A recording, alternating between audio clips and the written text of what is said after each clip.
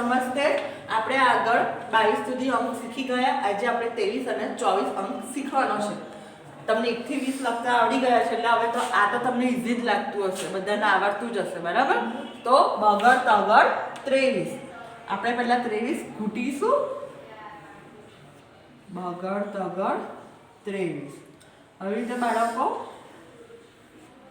23 ઘૂંટવાના છે, ત્યારબાદ લખીશું બગડ તગડ 23. લખતું જવાનું છે અને સાથે સાથે બોલતું જવાનું છે કે બગડ તગડ 23.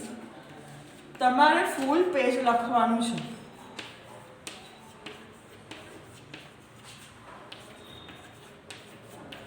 બગડ તગડ 23.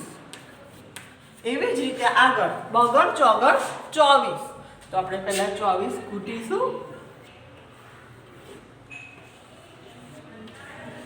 હવે આપણે લખીશું બગડ ચોગડ 24.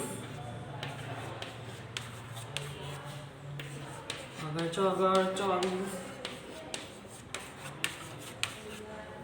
આવી રીતે બાળકો તમારે તમારી નોટબુકમાં અને ચોપડીમાં બંનેમાં લખવાનું છે. આજનું આપણું HW છે, CW મુજબ HW 2 વાર. નોટબુકમાં તમારે 2 વાર લખવાનું છે અને ચોપડીમાં આપેલું છે એ પ્રમાણે તમારે આખું પાનું લખવાનું છે, બરાબર?